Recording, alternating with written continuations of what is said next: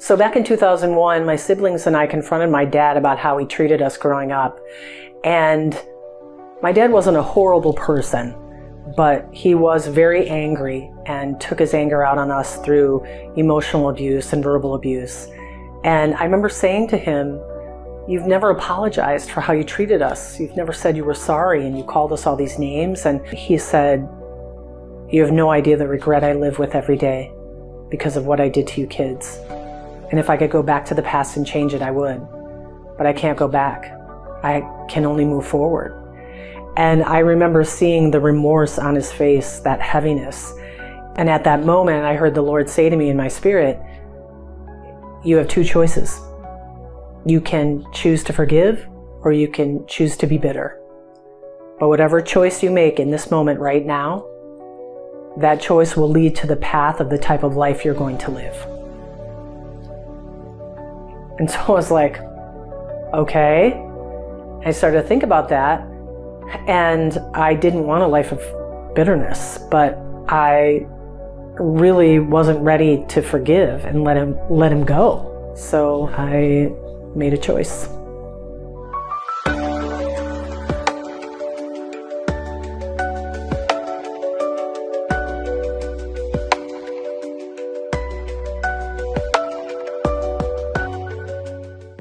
When we were younger, my dad was attentive and would play with us and was funny. He was present with us and goofy. But I remember there always being another side to him, which was angry and impatient and calling us names and yelling. And we definitely were walking on eggshells a lot because we didn't know if we were going to get jokey dad or angry dad. And I think a lot of that contributed to how he was raised and the things that impacted him in his life. He grew up with an alcoholic father. There was a lot of anger there, and so that made an impact on him. When he was 19, he was drafted and went to Vietnam. So he had a lot of PTSD. Then meeting my mom, getting married young, and having kids right away just threw him into this place where all those issues were coming up. He hadn't ever been able to resolve them, and it led him to be the way that he was with us, and that made an impact on us. When I was a senior in high school, my parents got divorced and my mom got remarried. My brother went to go live with my mom, my sister was in college, and I was living with my dad. And I was still finishing out high school, so it was just me and him. And a year later, I found Christ, and I started to change. My friend's mom had told me, "You can have peace in your life if you ask Christ into your heart." And I really, at the time, was like, I could really use some peace, because going through my parents' divorce, being impacted by my dad growing up, and I didn't really have direction for my life. And I was really depressed. And she said that, and I thought, peace, I'll take it, sign me up. And I started to go back to church. I started to change, and my dad saw that. He saw the change. I was in the preppy crowd. I was a cheerleader in high school, and I was partying, and it was a good student, but underneath it was this just sadness. And I stopped partying. I started listening to Christian music. This joy started to come back, and he started to see the change, but he was still cynical because he knew what I was before. And now all of a sudden I'm changing. And I would later find out that that had made a positive impact on him, though I didn't see it at the time. So then fast forward, 2001, where we confronted him.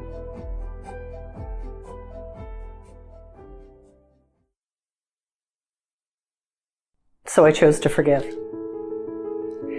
And I remember getting up, and my dad got up, and I hugged him, and he said, "I'm sorry for everything I've done to you kids." And it was such a special moment. And from that point, God started to restore our relationship. I remember one time when we were living together before he came to know the Lord, we had an argument about something spiritually, and he was just very skeptical, which I get, because I had this newfound faith and it was everything to me, and he didn't understand. I was trying to get him to understand me, and I remember praying, Lord, I just want to see him in a worship service one day, raising his hands, lifting his hands in worship to you. And it felt really impossible. And I thought, but my dad is so stubborn, so angry, so hard-hearted. I don't see how this is ever going to happen. It's the person you think that is impossible to change. They'll never change. And that's how I felt. And lo and behold, 15 years later, I'm in a worship service with my dad at his church. And I look over and he's raising his hands in worship. And I had to take a picture, and I remember thinking, wow, the Lord knew that this was going to happen 15 years later, even though I didn't know it. Like such a miracle to me. I couldn't believe it. And God was faithful to answer that prayer. I started to see this change in my dad. He would pray for me every time we would leave. I would go visit them or we'd part ways, and he'd pray for me. We started to talk about spiritual things. After knowing the Lord, he started serving in the church. He would go to men's groups. He started leading men's groups. They had a home Bible study. Like all these things. His temperament was changing. His speech was changing. I knew my dad loved me, but now he was starting to trust me, what I was saying about the Lord. He was experiencing it too. Then I realized he respected me. That was huge for me. Because, your parents love you. Yeah, they love me. But to have my dad's respect was huge. I remember when I was 40, he invited me. He invited me to a daddy-daughter dance. And he had this flyer. And he puts the flyer down and he goes, I want you to think about going to this. It's coming up at my church. I want you to think about going to this. And I looked at it and I go, Dad, it's like for little girls in pink tutus with their dads. This is not for older daughters. This is for younger daughters. He goes, no, I think it's for older daughters. Let me ask. And then that next week he goes, okay, I asked. And it's for anybody. I was like, okay, you know what? I'll make my dad happy. I'll go. And he had called me and said, well, what color dress are you wearing? I said, it's black with like a pinkish reddish trim. And he goes, okay. And then when I came to their house and we were going to go, he was wearing this black and red tie. He had asked me about the dress because he wanted to match the tie. And so then we went to the dance and took pictures and had a great time. And I remember walking out and saying, Dad, I thank you so much. I'm so glad I went. I'm so glad you invited me. I had such a great time. I love you so much. And he said, I'm sorry it took me 40 years. Because growing up, I did not have that opportunity to go to a dance like that. But God redeemed it. So at 40 years old, I was able to go.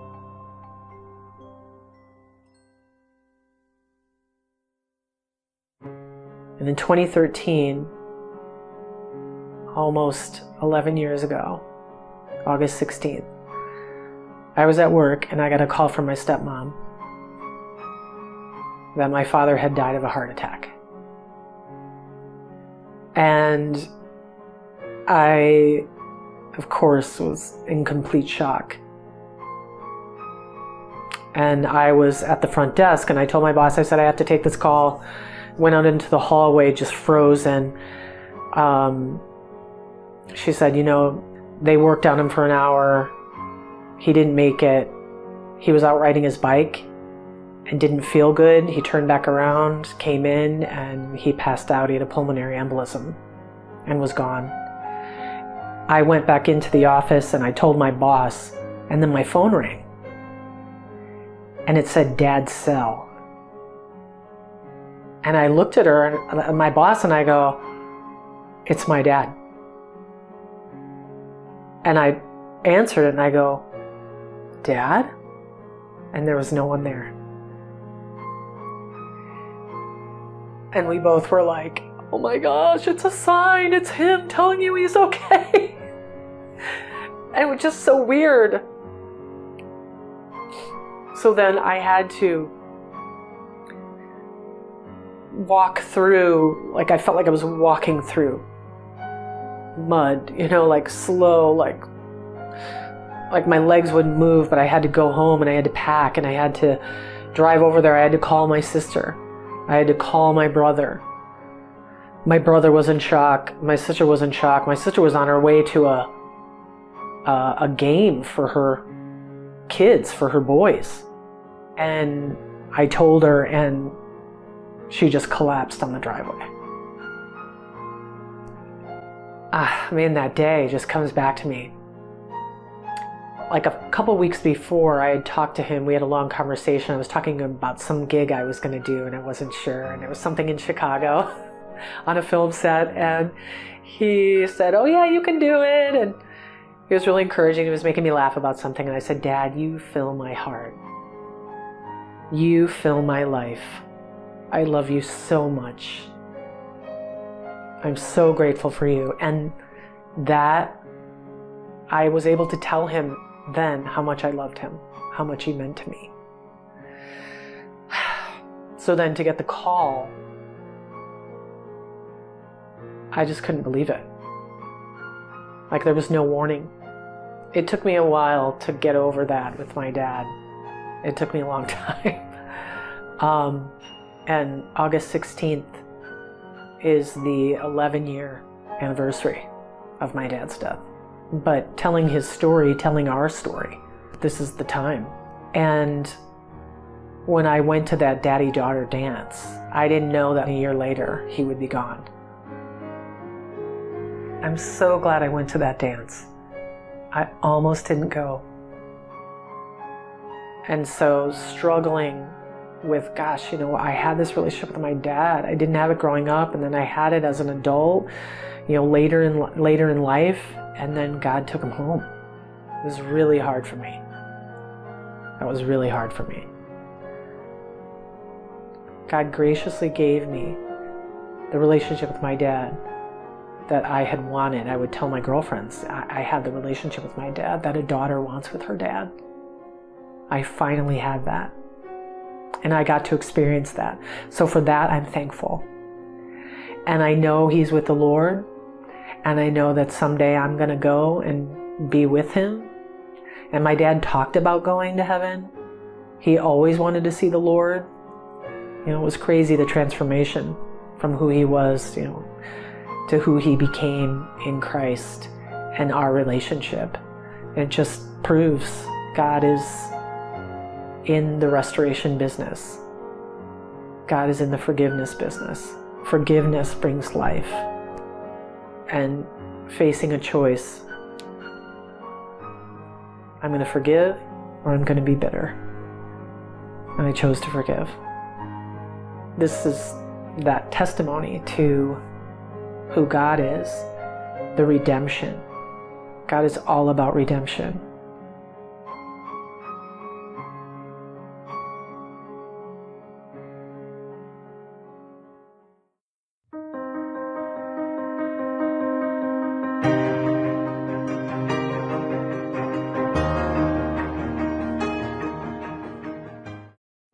Hi, Dad. Hi, Hi, Dad. I love you. Thank you.